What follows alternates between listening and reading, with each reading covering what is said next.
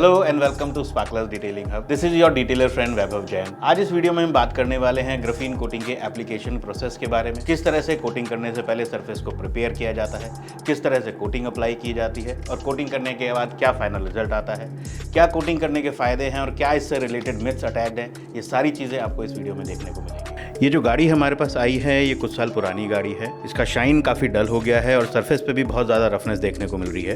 Painted panels पे भी आप देखेंगे तो काफ़ी सोल मार्क्स देखने को मिलेंगे। शाइन ऑलमोस्ट खत्म हो चुका है। इसके क्रोम पैनल्स और मोनोग्राम्स पे भी ऑक्सीडाइज होने की वजह से कालापन आना शुरू हो गया है और कुछ जगहों पे रस्ट भी देखने को मिल रहा है।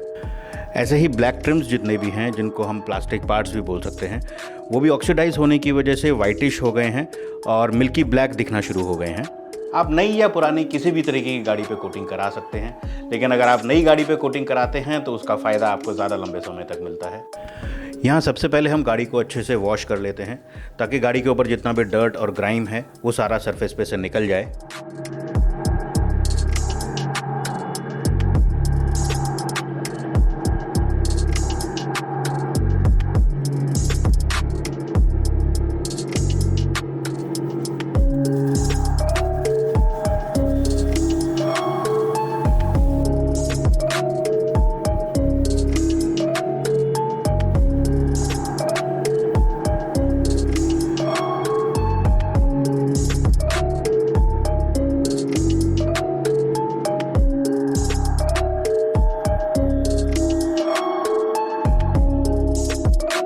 यहाँ गाड़ी के सरफेस को क्ले बार से हम अच्छे से रिंस कर लेंगे।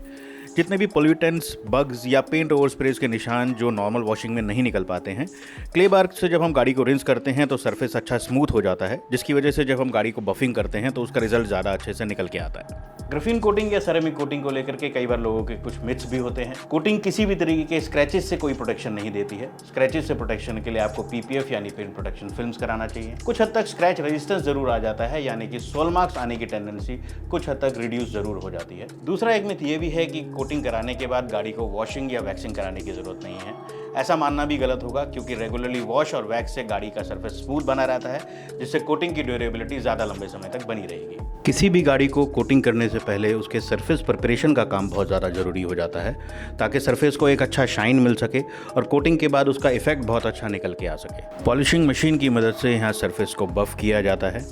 यहाँ हम रबिंग कंपाउंड का भी यूज़ करते हैं, जिसमें माइक्रो अब्रेसिव होने की वजह से जितने भी माइनर स्क्रैचेस और सोल मार्क्स होते हैं वो बहुत अच्छे से निकाले जा सकते हैं। ये स्टेप इसलिए भी ज़रूरी हो जाता है क्योंकि अगर पहले से ही हम सरफेस को अच्छा शाइन नहीं देंगे तो कोटिंग करने के बाद जो शाइन हम अचीव करना चाहते हैं वो शाइन हमें नहीं मिल पाएगा।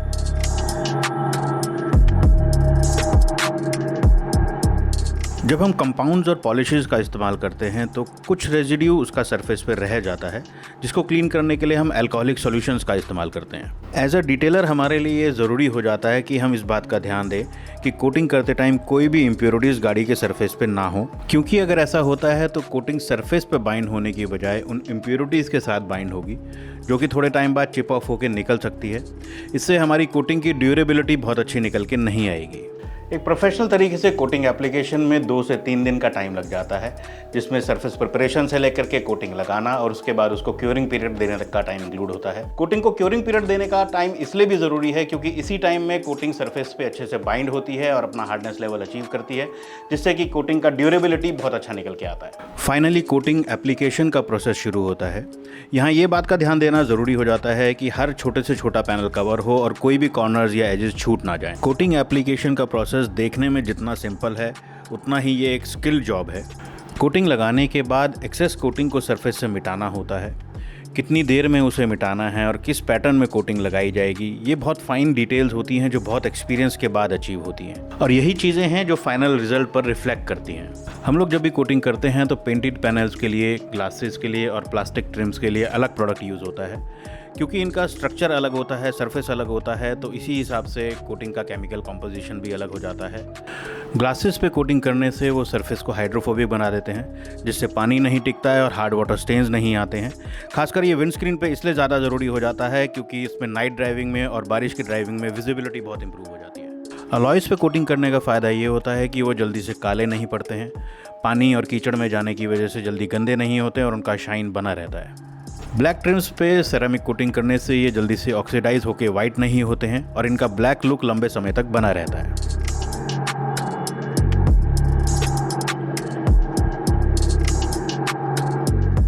कई बार आपने देखा होगा कि कुछ लोग बहुत कम कॉस्ट में और बहुत कम टाइम में भी कोटिंग कर देते हैं। ऐसे में प्रॉपर प्रोसीजर्स फॉलो नहीं होते, क्योरिंग पीरियड नहीं दिया जाता है और कोटिंग करने का कोई फ़ायदा नहीं निकलता है और आपको डिज़ायर्ड रिजल्ट नहीं मिल पाता है। अगर हम बेनिफिट्स की बात करें तो कोटिंग कराने के बाद जितने भी एनवायरमेंटल डैमेजेस होते हैं उनसे आपको एक बहुत अच्छा प्रोटेक्शन मिलता है। जैसे पोल्यूटेंट्स हैं, डस्ट पार्टिकल्स हैं, बर्ड ड्रॉपिंग है, एसिड रेन है, जो सारी चीज़ें हमारी गाड़ी के पेंट को ओवर द टाइम डल बनाती हैं, वो सारी चीज़ें गाड़ी के पेंट तक नहीं पहुँच पाती हैं, इसलिए गाड़ी का शाइन आपका लंबे समय तक बना रहता है। उम्मीद करते हैं ये वीडियो आपको अच्छा लगा होगा और कोटिंग से रिलेटेड बहुत सी इन्फॉर्मेशन आपको इस वीडियो में मिली होगी। आप हमें अपने फीडबैक कमेंट सेक्शन में बता सकते हैं। वीडियो को लाइक करिए, शेयर करिए और हमारे चैनल को सब्सक्राइब करिए। बहुत ही जल्दी मिलते हैं आपको नए वीडियो के साथ। तब तक drive safe and take care.